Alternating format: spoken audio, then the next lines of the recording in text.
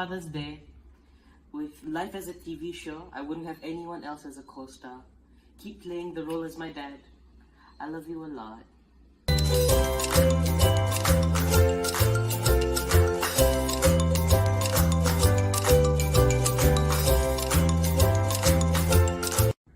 Hi Adi, happy Father's Day.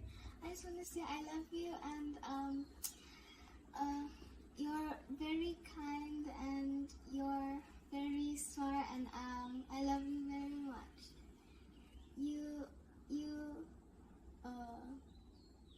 are amazing and an amazing daddy. I love you. Hi sayang, dropping by to say Happy Father's Day and how grateful I am that you are my partner as parents, right? Nara adores you. Isaac wanna be just like you, and you are an awesome daddy, and you are also now learning how to have fun, right? That's even more amazing. I love you, sayang.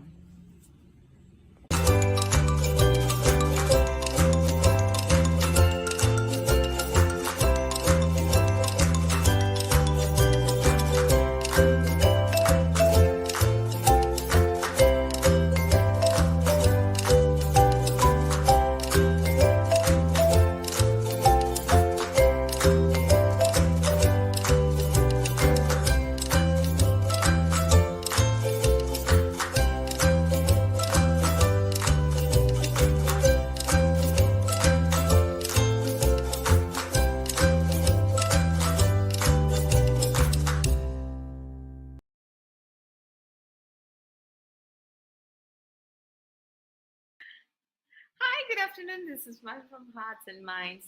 Thank you for joining us in Being Whole, Being Me, Series 61. And of course, you will know who's our guest. Yes, I'm very, very delighted to have the person who used to be my friend's husband, but now he's my friend. Yes. So, without much ado, I am so excited to bring our final guest in the Fatherhood series, my new friend, Carliff Rizal. Let's bring him. Hi, Carliff. Hello, Malar. Wow, so nice the intro. Amazing. Nice, that you like it, can? So you're not going to sue us, can? No. I'm going to actually have to pay the person who did it because it's so good. Okay, I'm going to use it on my own social media as well. Okay. So good. Thanks so much. So Kirtana, you're not getting sued, so you're safe, which means I'm not getting sued, so we're all good, you know. Because some of our guests will come on the show and say, "Where did you get that?" I say, "It's all out there in social media. We just go in jari only, you know." Actually, not me, like it's Kirtana. So welcome to the show. Thank you for saying yes. Especially for a show where we're going to talk about something really personal, right? So, Khalif, I've only heard a lot about you from your dear wife, Nini Chong, whom I love and adore. And, Mhm. you know, she's quite annoying. You know, she sings your praises quite a She lot. is annoying, isn't she? It's very annoying when we go into Clubhouse and she said, you know, my husband and my partner Khalif, and we're thinking, oh, right. So I couldn't say that to her before, but now I can say it since we're friends, right? So I've been very curious to meet who is this Khalif Betul ke? Is Nini making up the stories about her Stories. husband? Yeah, you know, and or is she exaggerating? Until of course I met you for Hari Raya, and you were so hilarious, you know, in the way you said you're going to play your part well. So I'm glad that we met, and of course, you know, the conversation. So let's get in right to what we're talking about. So before I forget, Happy Father's Day.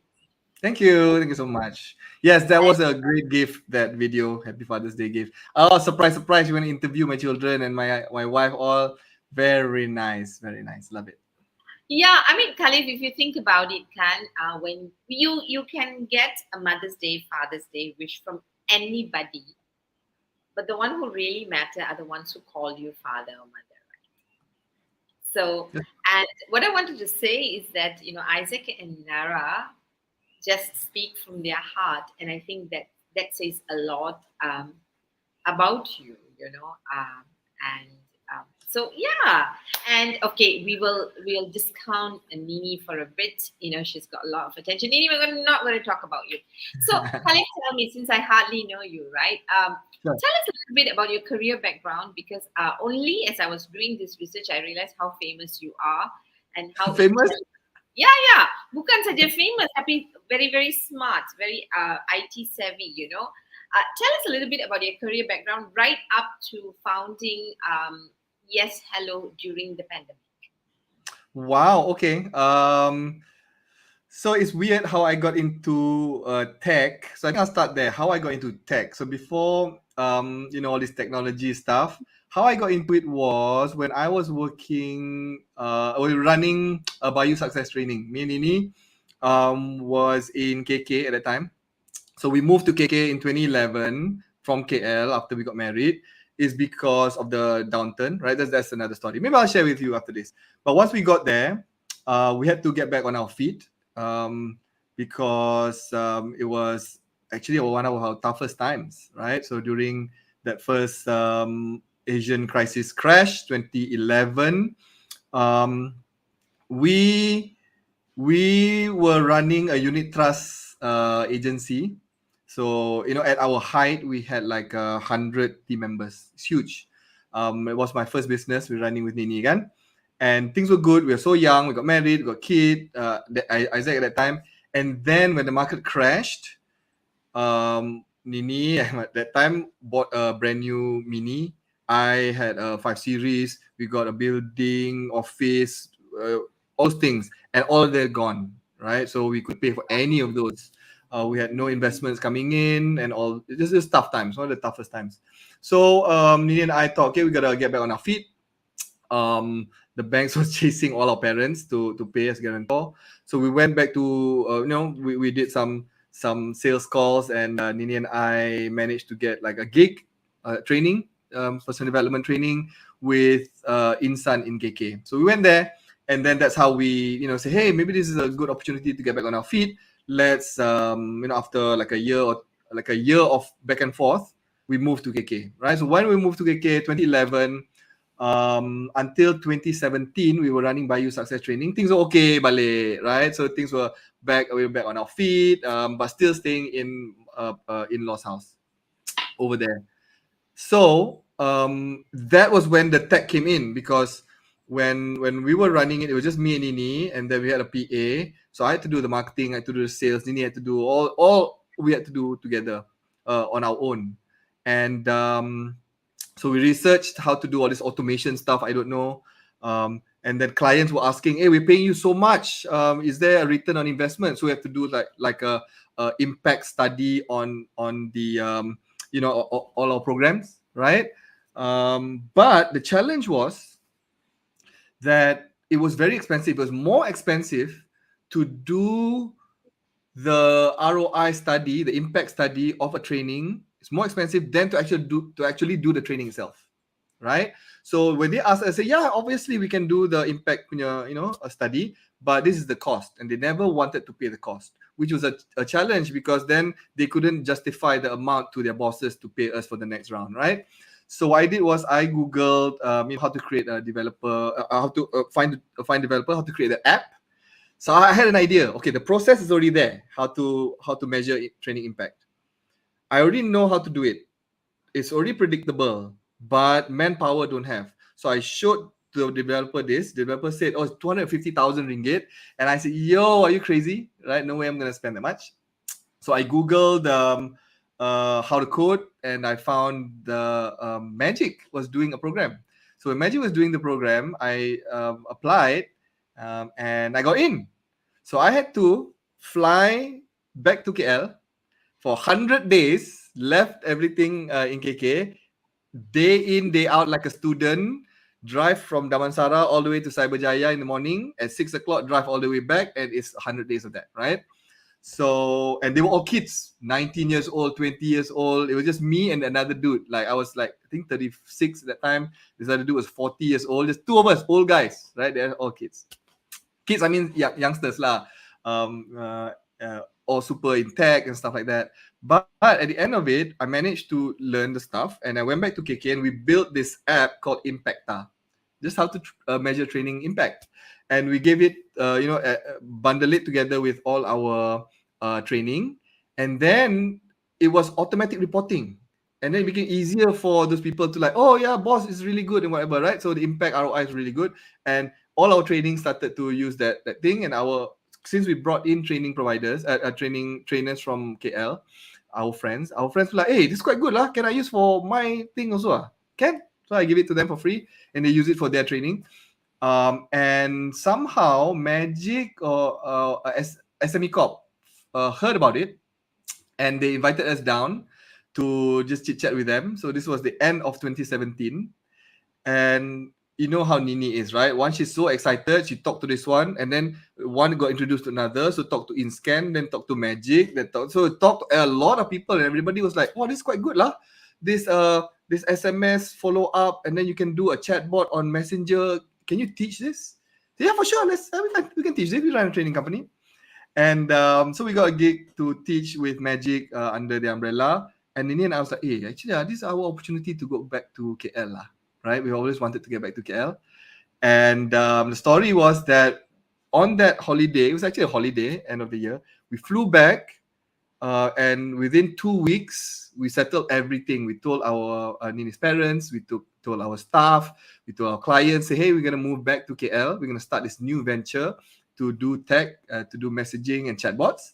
And that was the birth of Chatbot Malaysia in end of 2017, beginning of 2018. So 2018, 19, 20, right? So 3 years of building chatbots on Messenger. And it was a new thing, a lot of education. We built for MDEC, we built for Majlis Perbadaran Kelang, we built for, a lot of these big companies. But then 2020 hit, then nobody wanted to buy any chatbots. So that was the second time we almost got bankrupt, right? So the first time was that time when we moved, when the first crash, and this time again nobody wanted to purchase any, don't spend so much, 50,000, 30,000. They don't want to spend so much. But then kebetulan, because we built bot for this app for MDEC. MDEC punya, I think one of the heads of whatever was friends with MITI, Ministry of International Trade, right? So MITI at that time, if you remember, it was like everybody had to connect with MITI. You remember that, Malar, right? To start work again, whatever. And that was so they had a problem. MDEC said, go and meet me. And I was like almost not like tutup kedai already. So we helped MITI. We helped to build a chatbot. We helped them with their messaging. So we, lessen their burden a little bit when they're getting like 10,000 messages a day. And that was the aha, right? The aha was, hey, this is the problem that we are having, with messaging. Our clients in the past, when we built chatbot, always ask for WhatsApp. And then I think people can depend on us. So we've got a skill on getting people to know about this messaging and getting started, right? So because we did it with MITI. So, oh, wow, very cool. And my team was like, hey, what if we did this, but don't charge so much? Charge like 80 ringgit, something like that. And that was the start of YesHello, right? May of 2020, got 1 client, 2 clients, and then became 4, became 8, and here we are, 400 clients now. Nice. Long story, but I always like to tell this story because it's a journey, tough journey, but quite fun. I don't know whether it's a long story, but I think you were really crisp about helping us to understand it. Of course, when you tell a story like that to me, I become very curious. So 2 things Okay. that I'm very curious about, right, Carliff, is that you spoke about your the state of going almost bankrupt in 2011 and then back again in 2020, right? Yeah. So 2. How was the impact on you as a man different? How did you feel when you had to let go of all the things you had built, right, financially, right? Yeah. And now, so what was it? How was it like for you then as a male, and how was it for you this round? Oh yeah, so that time the first round was, I think it's tougher. First round because the fall was really high. Really. Yeah, from having a lot of stuff. Unit trust we were making. At the height like 30,000-40,000 a month myself, and Nini was making the same. And at normal times we were making 5 figure, no problem. And then we thought that it was going to be forever like this. Oh man, making money was so easy, right? So that, I think I'll tell you a story lah. Maybe I'll show you how much.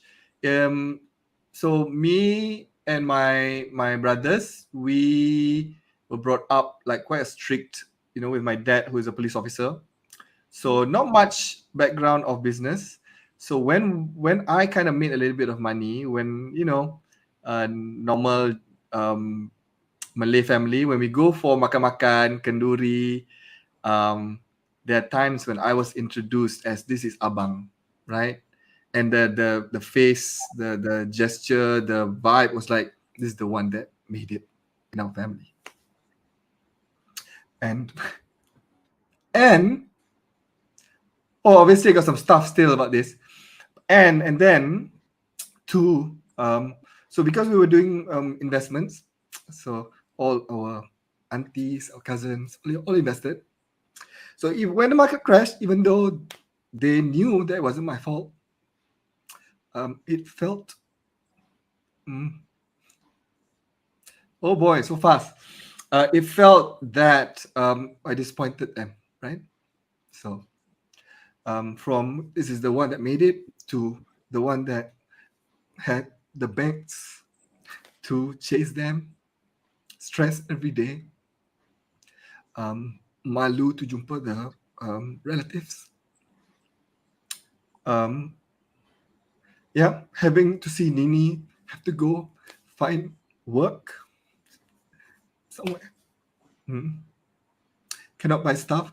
It just feels like damn, as a man, did cannot, what a failure, right? And it fell from grace quite high. So if I didn't make so much money, it'd be okay, like not much difference, right? But so that was the first one. I think the second one was not as bad. I think because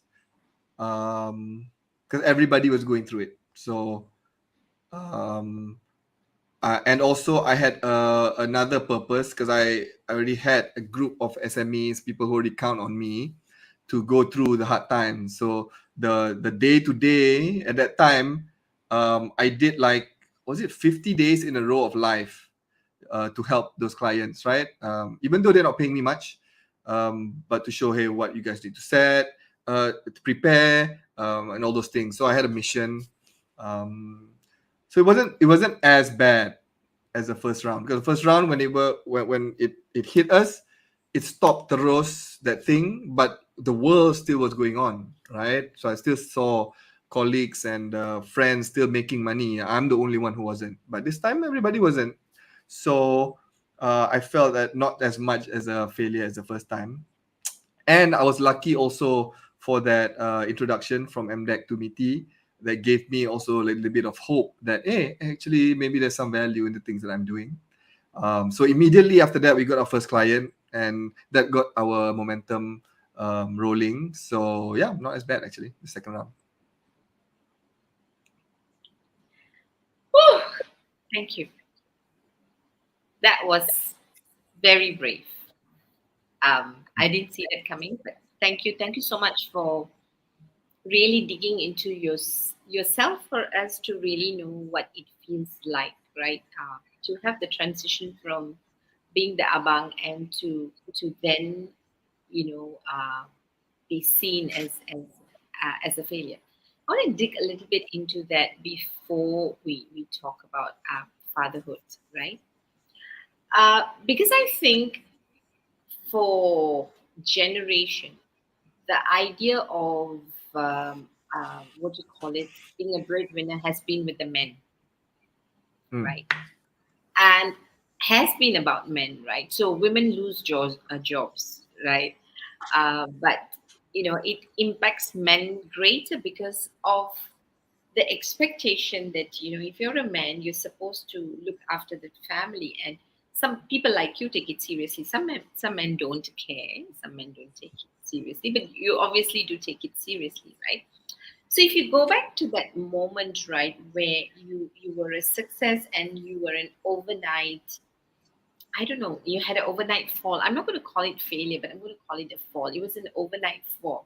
So there was no time to prepare for the fall, like no parachute to catch up. So it was an overnight fall, right? Now, as as a male, right? First, what was the greatest difficulty or fear that you were experiencing at that moment? Like, what is that one thing that's like, oh my God, do I have to wake up to this feeling that you had? Is exactly it. Is the waking up to it. So yes, the market fell suddenly, but when you sedar, that kesedaran took a while. I think it was a 9 months thing. It was denial, denial, denial, denial. It's gonna be okay. Denial, denial, denial, denial, until all our savings was gone, until we were back. We couldn't pay the bank for 3 months, until the people started chasing us. Then only it became real, right? Until they wanted to take the car, take the office, take everything. Then only it hit me.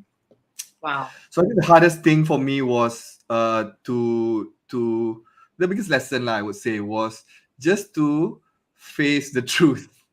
Face the truth. It was one of my biggest challenges since I was young, right? Some challenge come. If I cannot handle it, let's try to deny and let's try to run away, please. I remember one time I was supposed to go. It was really young. I was 9, 10 years old. I was supposed to play tennis tournament, but I sucked, right? So somebody wanted to come pick me up. Let's go for a thing. I just hid in the bathroom. Until today, I remember that. Just hide and whatever. So when I grew up, still do that sometimes. So it showed during that 2008 crisis, right? 9 months of denial, saying it'll be okay, it'll be fine. I can do it. I can do it. I can do it. So this I can do it thing is the I think the biggest eye opening thing, and it became too uncomfortable. I cannot deny it anymore. The world was already at my doorstep, right, knocking on the door, say, hey, pay lah. That I cannot like make up stories in my brain. And that's when I had to sit down and like, hey, shit, man, this is like a real thing already. And it's like my first crisis, my first like business, my second real job ever. So first time ever really needing to handle this thing, this kind of like real life crisis thing.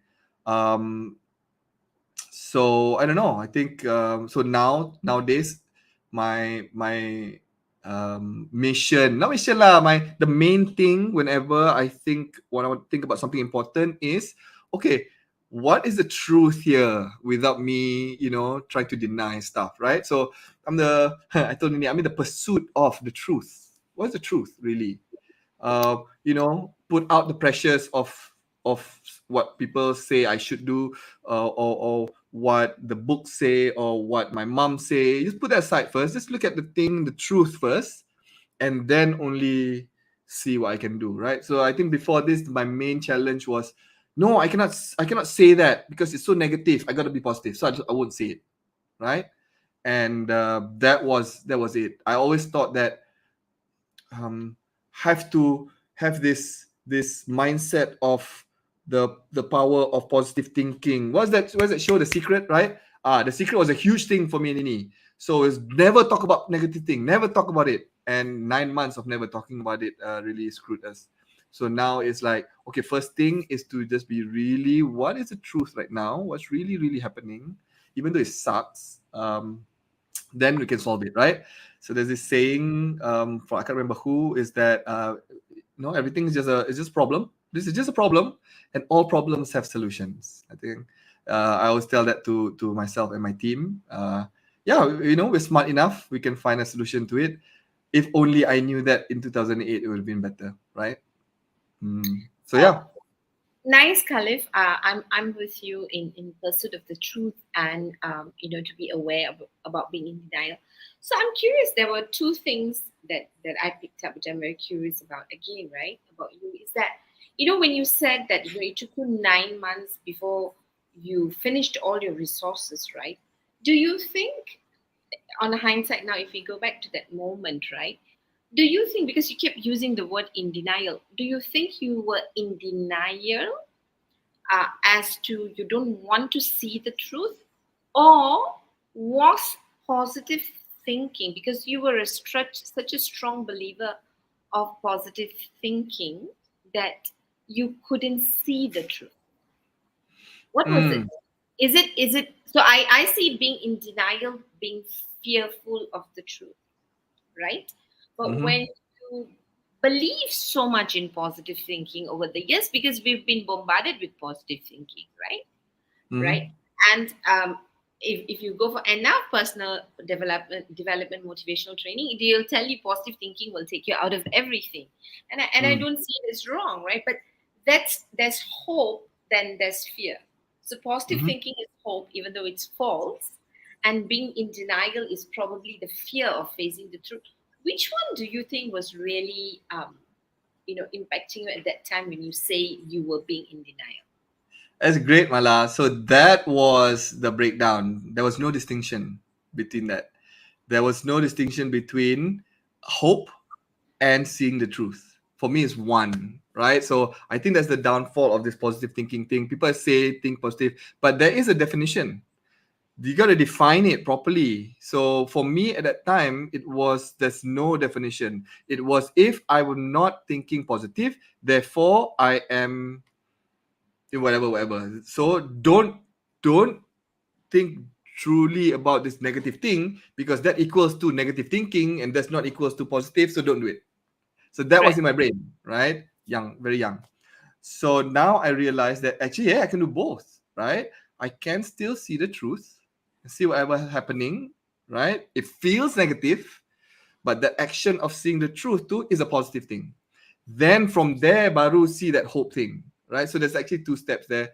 I don't know from my amateur punya view. So that's how I saw it, and that was the breakdown. The breakdown was not seeing that there's two things, and yes, denial also. I think a lot of it is that shit. What if I? Sorry if I'm swearing too much, right?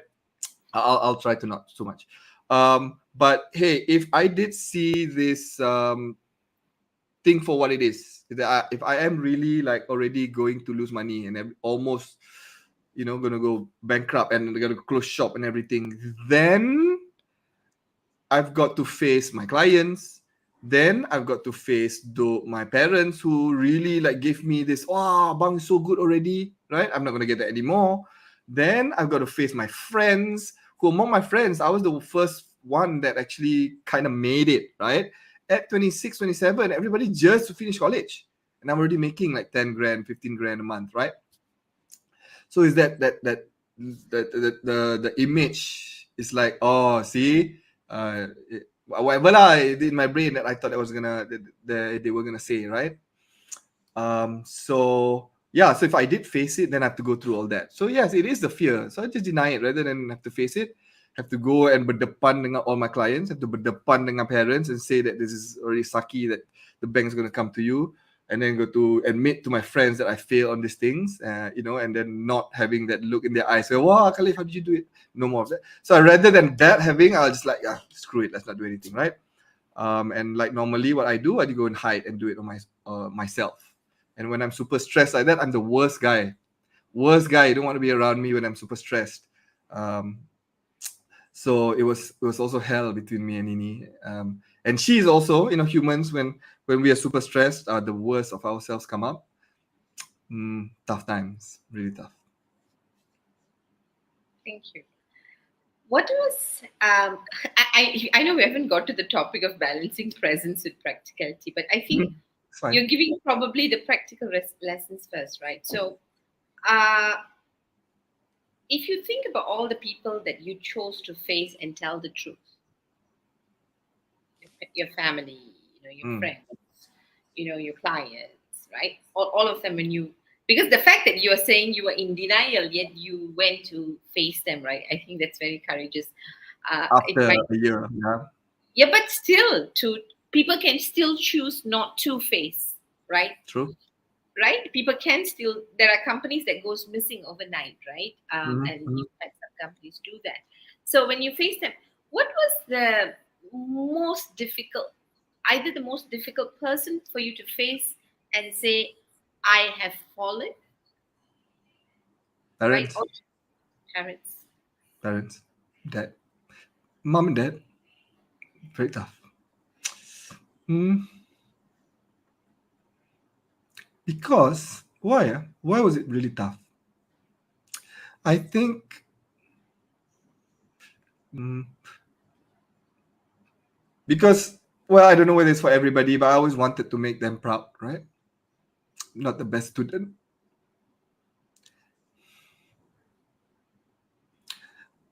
So I thought that yeah, I go to work, I make it at work, and now finally, um, they are proud of me, right? So maybe that I was afraid that they will not be proud of me anymore. Maybe, yeah, I guess so. So it was very tough to face it with them. Plus, on top of the facing it, I added more problems and more shame. So I think maybe that's why. When you say you added more problems and shame, what do you mean? Yeah, financial Only, problems. only if it's okay for you to say it. Yeah, for sure, for sure. It's not my first time sharing this, but every time I share it, I really hits me again, right? So like, the youngsters say, "Wow, you look like a punk right now," um, um, like crying, but who cares? People know that. People already know that I'm a crybaby, right? But yeah, so problems, financial problems. If it wasn't for me, then credit stuff, credit line is stuff. My dad is a police officer, so don't have that much money, and to have his credit ruined, um, people chasing him having to use his money to pay that. Shame in a way that because we were doing so well in the beginning, a lot of our relatives were investing with through me into public bank, right? Like I said, they know, they understand that it's not my fault, um, but yeah, when you have gatherings and they lost at that time half their investment, we're talking like hundreds of thousands, right? And everybody was during the fear times, so all they could talk about was the economy. And then when they come over and they talk about the economy and the cause of it was me, that kind of shame, right? um, Everything, it was okay. It took like 2-3 years to everybody to get back their investments or whatever. It's fine, right? The market bounced back, but at the worst times, it was that. It was like, oh, I cannot even tunjuk my face during family gatherings, because obviously people will ask, right? Hey, how's my investment? Hey, how's things? And it'll always lead to not so nice conversations. That's all. How did you, or have you reconciled with that part of you, Khalif? And How do I reconcile?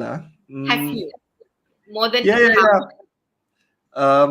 So I think that was the grown up punya step. I think I grew up a lot then, right? One made me realize that there's just some things in life that I cannot control. So just to be wise enough to know what I can control, what I cannot, right? So those are one of the things that. So I thought that I could control it. Like thinking back, of course I couldn't control it, right? also what I learned was that okay, the mistake wasn't that we were losing money or economy was down. The mistake was that one, it was denial. Number two, also that I didn't set out to ease the hearts of the people who I had a relationship with, right? My clients lah. So because I ran away, they thought I just didn't care. You know what I mean? So that was the biggest learning. So now it's like okay, never run away. that's the in my head, right? Just face it, it's gonna hurt a little bit for now, but it's just for a while, few minutes, and after that it'll be fine, right? And that is what I like. I like that feeling of peace that I've done all I can kind of part, right? So I think going through the hardest times and then during the second time where I implemented that learning when even things were bad, face it, help them, do the best I can. The peace of doing that is million times better, right? Last time I couldn't sleep, stress and whatever. Now, even though things are tough, I sleep well at night. Uh, I I have great conversations with my clients still. Um, so yeah. So I think right after that first crash, it was very intellectual. It was very like, yeah, this is what I should do, shouldn't do, blah blah blah. Pursue the truth. Yes, but the benefits of it, I felt in myself this peace and this tenang is when COVID happened, right? I said, wow, actually it's really working, right? I was so afraid it was going to be like the first time, but yeah, totally different.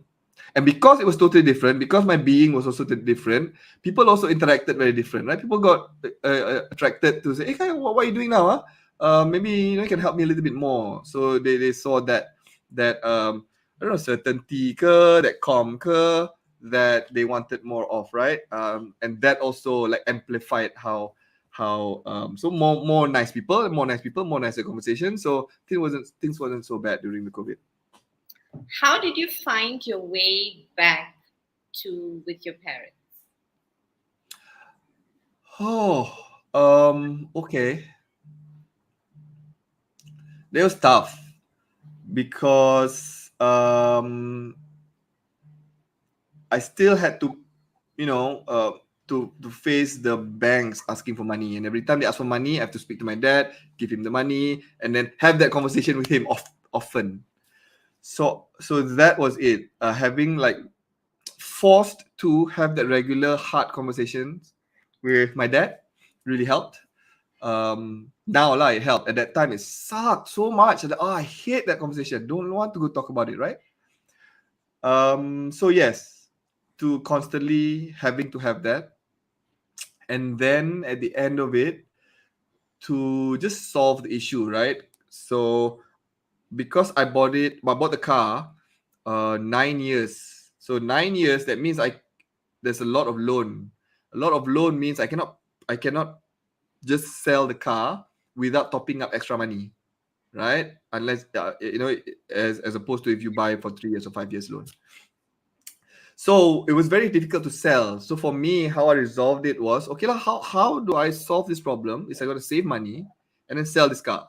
So I sold the car. At the end was like, I think maybe like 50, 60 grand, and then add top up another 10, 20 grand. And once that was done, that was the like, oh yes, finally it's done, right? So I think it's not one thing. I think it's a lot of just facing it with my dad constantly, talking about the hard things until it didn't get so hard anymore. And yeah, I think I like plans. I like a blueprint. What's the plan?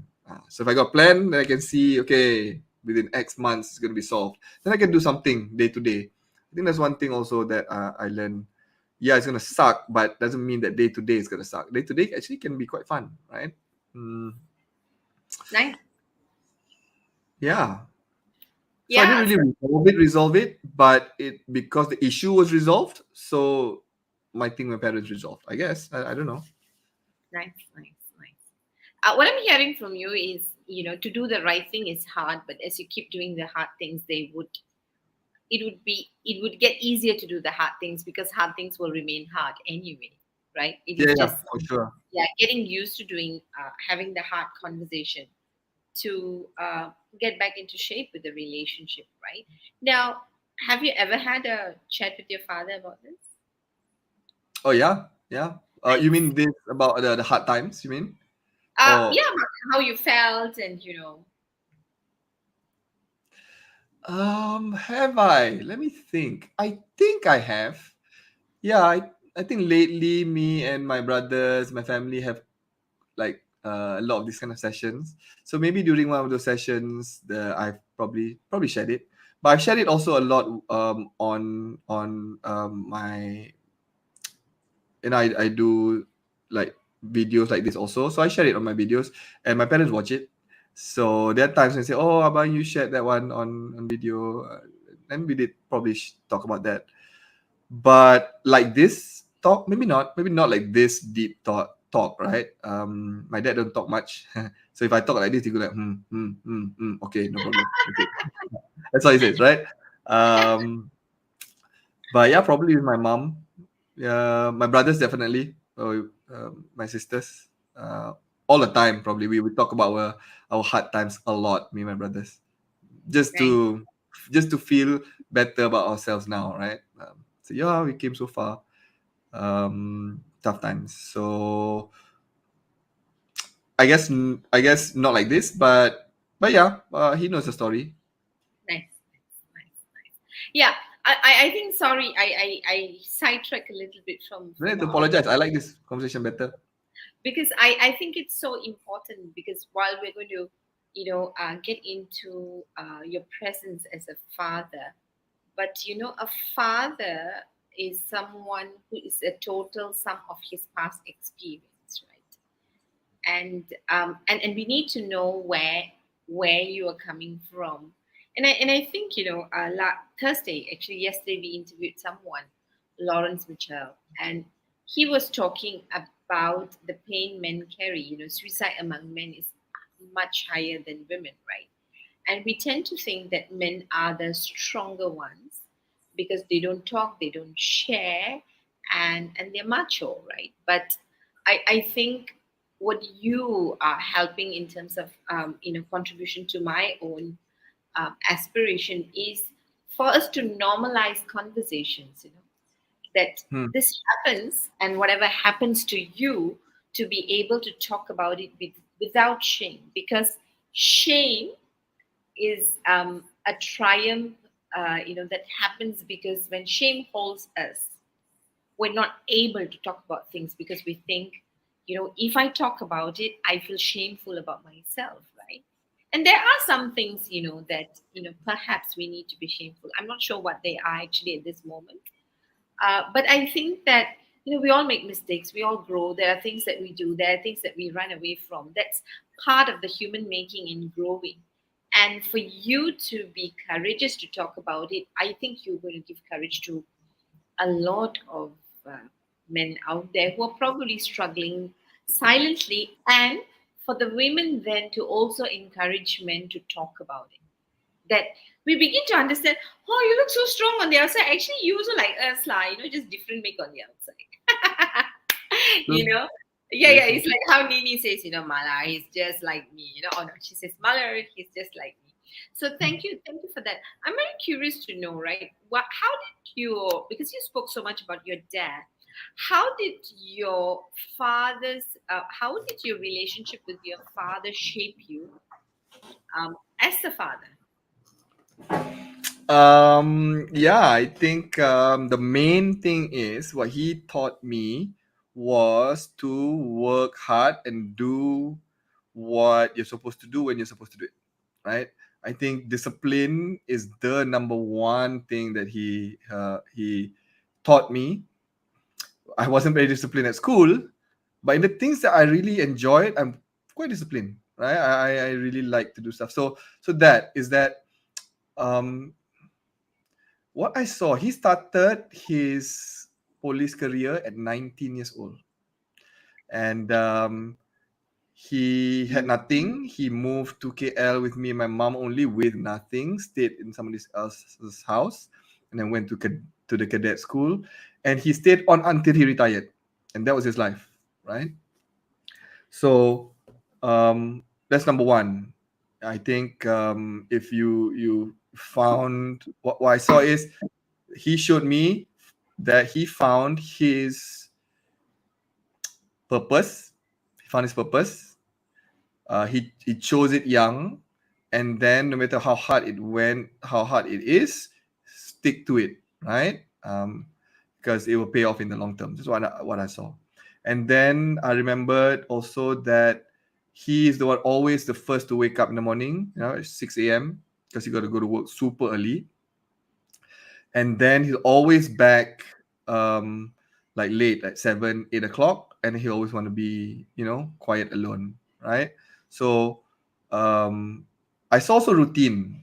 I saw that his life was very routine. Well, I guess because of his job, but even on the weekends, he designed it in a way that it was routine, and it was good because I know what time I'm supposed to be home before, before dinner at 7. I know on Saturdays what we're supposed to do. I know what time we're supposed to wake up. So that's what I learned. That this routine thing sounds boring, but actually is that foundation to everything else, right? Then what else did I learn? I learned also that even though men, we're not perfect.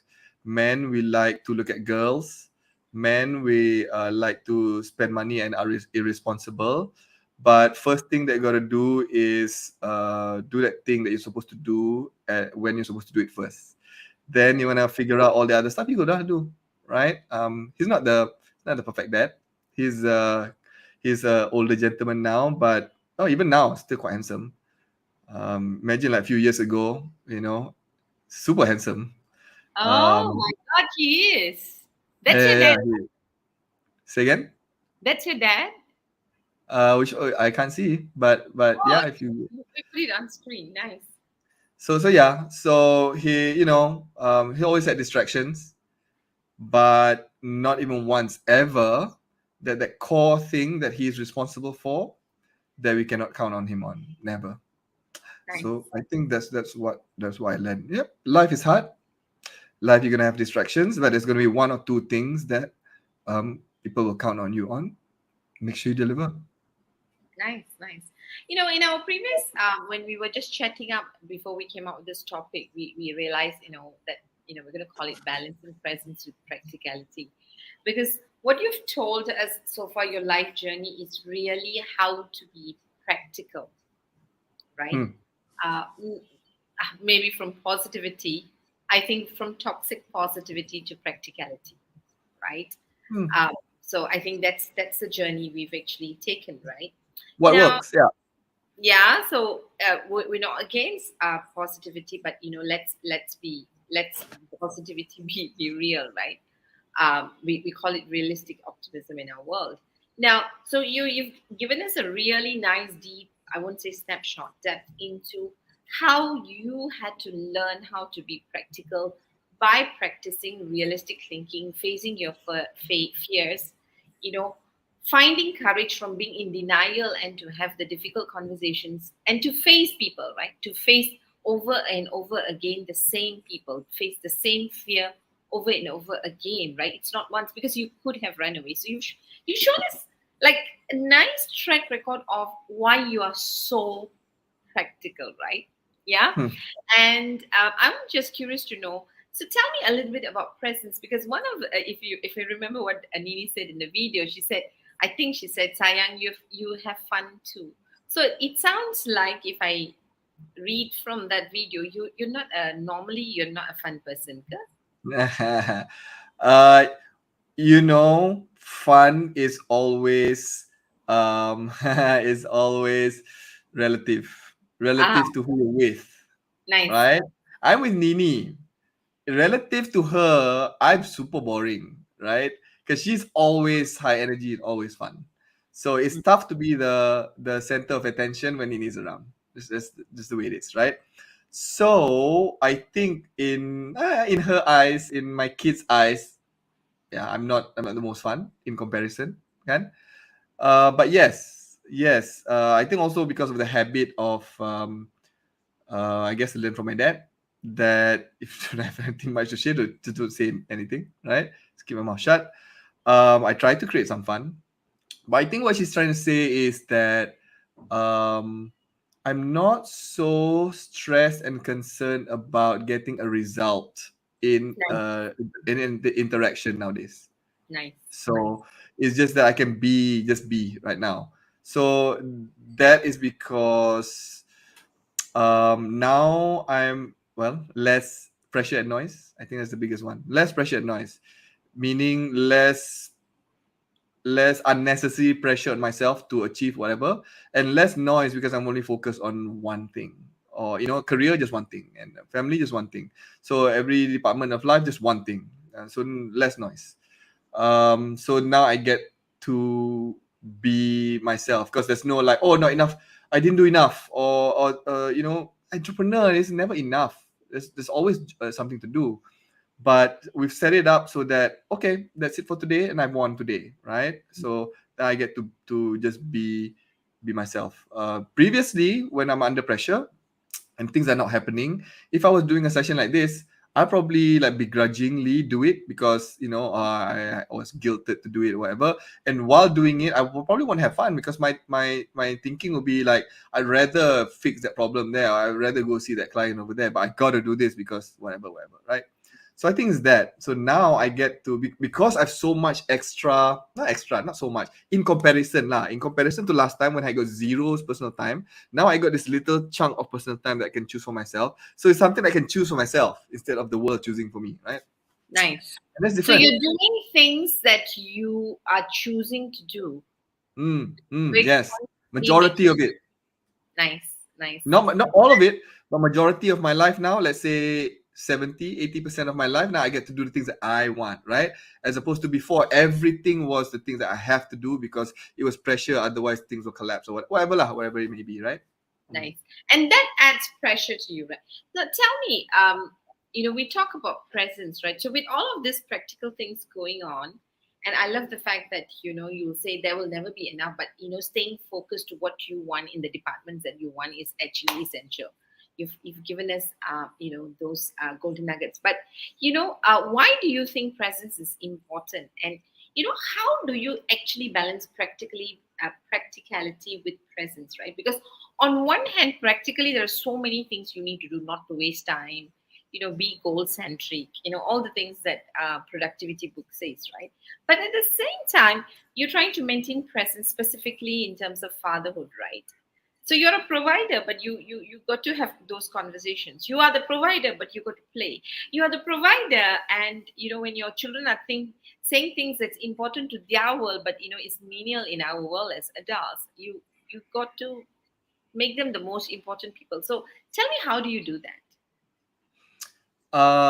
Yeah, it's not easy, but I here's how I see it. How I see it. I don't know how true it is, but how I see it is that in my experience, the things that I see my dad do, I will just do. I don't know why. Wow, I can't believe that I'm doing almost exactly what he's doing, right? Waking up, the going, doing work and being disciplined, all those things. So, and not just work, and also how he interact with other men, right? The guys, how he interact with family members, aunts and uncles, women friends, colleagues, and all those things. I think macam, wow, it's almost the same, right? So if that is an automatic thing, and if I see that happen everywhere, my brothers also same thing. Both my brothers behave just like my dad, but he never said that you have to act this way. Never. He's just like one of those silent things. He probably just show us how he does it, and then we'll just automatically follow. And I think maybe there's something naturally that the sons or children will just follow, right? So I read somewhere that how a father treats the children, the son, that's how they are going to see how, oh, this is how guys should treat each other. Nice, Um, nice. right? So that's how my son is going to be with his friends, how with his colleagues. So how I'm being with him should be that experience that he has, that he can take later on. How I'm with daddy is how I should be with other men. So that's a thing. Same with my daughter as well, right? How she's going to be with me is how she plays with me, what she talks about, that feeling she gets when she first comes and chat with me, and that interaction is going to be the expectation that she's going to have with other people, other men, right? No, So, sorry. I yeah, can I yeah. yeah, please go ahead. I love this when you actually had said this in a conversation, and I wrote that down, right? Because what I'm hearing you say is that you are just going to show up in a way that your children say, this is how daddy shows up, and this is how, because I feel safe with daddy, because I can be this way with daddy, this is how I can show up in the world, right? Yeah, yeah. But Khalif, I want to just throw you, I don't know, maybe an opposing thought, right? But you are not the typical man in Malaysia. Thank you. Wow, I think that's a big compliment. Thank you so much. You're not, okay? Not many men are going to be able to talk about their failures publicly the way you do. They face failures, they build their own resilience, they manage their own pains in different ways, but they're not going to.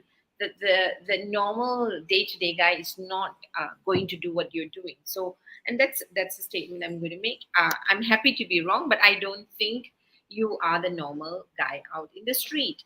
So when your children are so used to having you, right? Khalif is daddy, and I can talk to daddy about anything, and I can show up. And one day when Isaac says, it's okay for me to be vulnerable because my daddy was, and it is okay in our family to do that.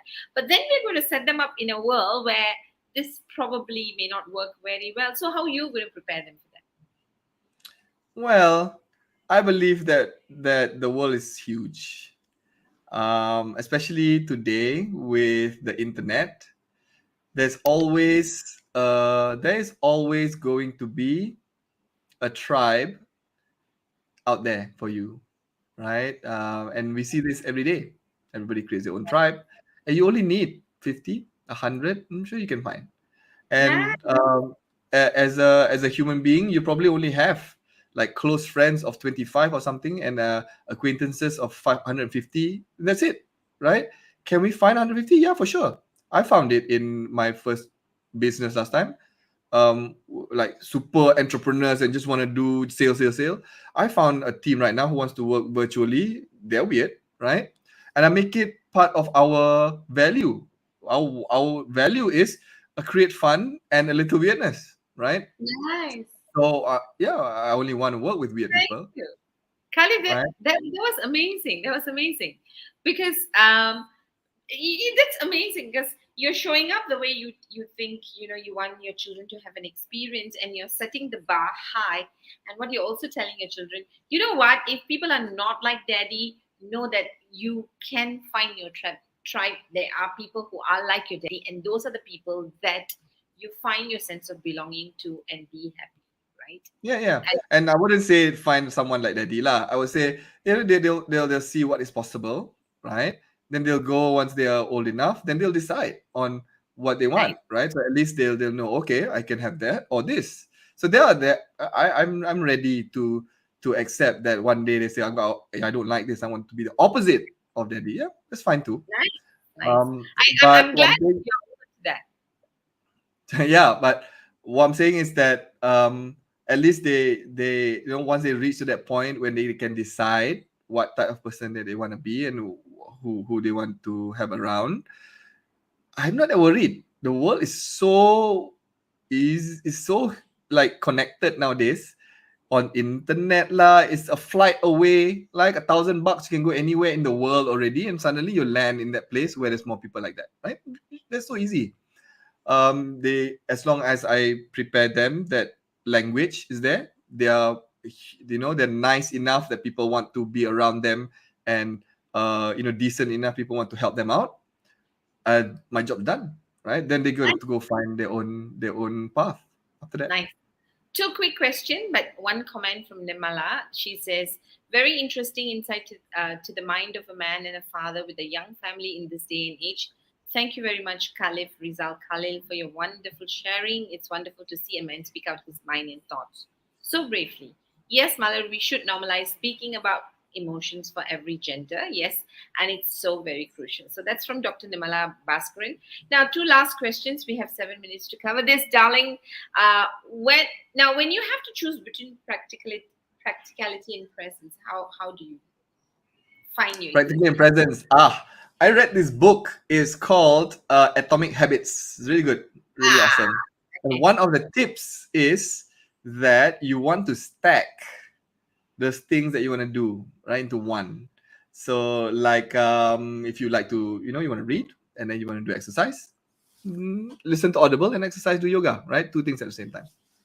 I try to do that as much. So everything that I do, I try to stack to at least 2 or 3 things. It's never just one thing. It's never just fun, right? It's fun and family time, or it's education and work. Or at least two. If you can get 3 or 4 Nice. things stacked, even better.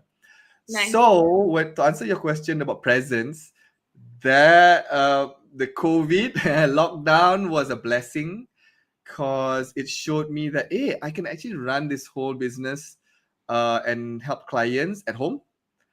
And it showed me that I don't mind my kids coming in and seeing me work and disturbing me and having access to me all the time. That I can do it from home, and I actually enjoy it very much because I'm more productive. I can just step out and they can just see me. And so yeah, so that was a blessing. So presents, I guess. Well, when I was younger, my dad was he police officer. He had to go to a lot of raids when we were just first starting. So we seldom saw him. He was in traffic, and traffic punya operasi is always midnight. Sometimes a whole day, right? Sometimes I don't see him at all for like a whole week because he comes back like already midnight, and then he goes out 6 a.m. So I would rather have my children remember me that daddy's always around. So the universe just gave me this opportunity to work from home. So far so good.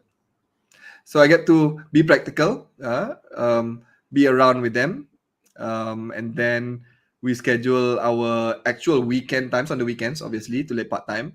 But they know I finish work 6:30. Then they can do whatever. They can come in, they can chill at the couch there, right? This screen here. Sometimes we just watch YouTube, just chill, just do whatever. I have a mat down here, so I do stretching. And then they come and sit down and just relax with me. If not, then I go to Nini's office over there, and they always see us around, right? So they know during work time, I start my day at 9:30 until my 6:30. They try to minimize trying to walk in, but of course they do every day, anyways. So that's 2 things at once. So you can see inside my office here also, it's not 2 things, it's like 5 things in one. This is also my man cave. This is also where I do my stretching. This is also where I do my chill. This is also where I do my work and all those things. So good book. I think if you guys are watching this, you should watch that. Read that book. Atomic Habits. Nice. Yeah, Nimala says, love the stacking concept. So Nim, this is what we do when we decide to go on our morning walks. We stack, right? Okay, last question before we end. Caliph, is this right? You said a lot about your relationship with your dad specifically, right? How, and you also said, when it comes to your children, that you will get, they will be able to choose who they are, who they want to be, and where they're going to find the people, their own tribe and stuff like that, right? So you're not one of those fathers who think, oh, my kids need to be like me, because they are going to learn lessons from you and they're going to do some things differently from you.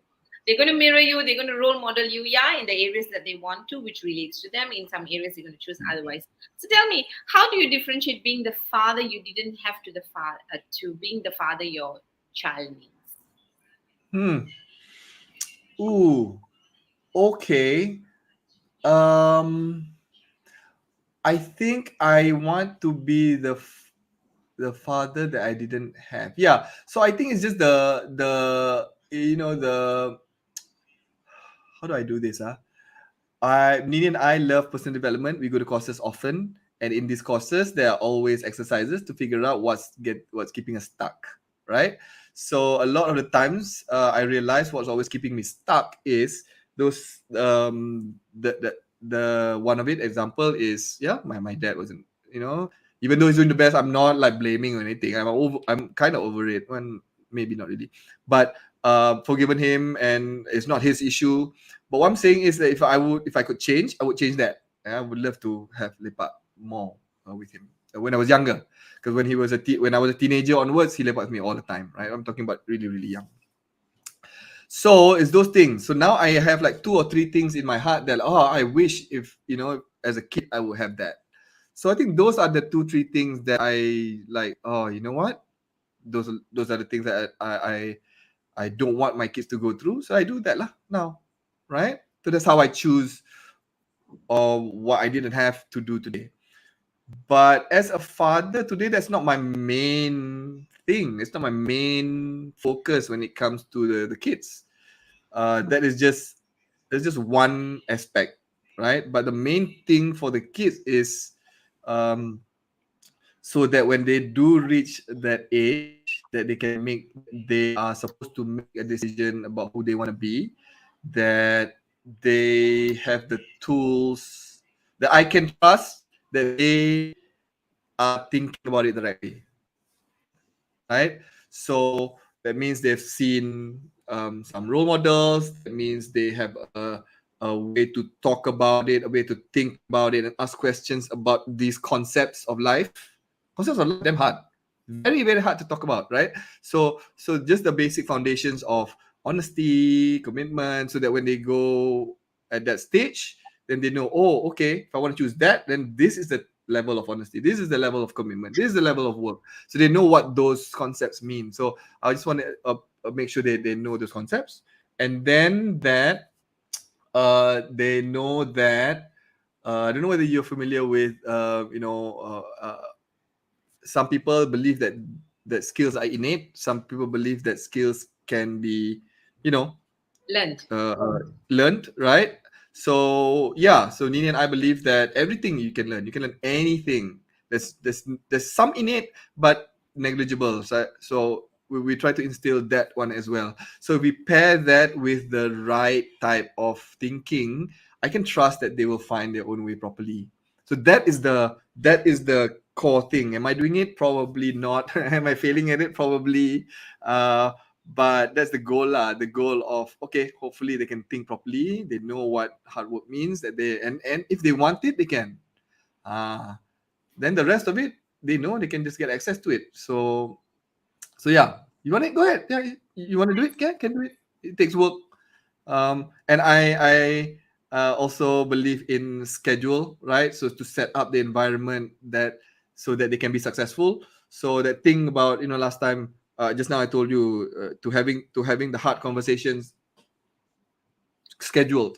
So scheduled conversations is this underrated thing, man. Underrated. I do it all the time with my team. I do it with Nini. I do it with the kids. You just gotta schedule this thing. And even though it's like, okay, we're gonna do this thankful tonight, and it's like one person did like 30 seconds and they just got to go and do some stuff. It's okay, because they know tomorrow we're gonna do it again, right? They know that they have time to ask and say stuff and have time with me, even though it's a short time.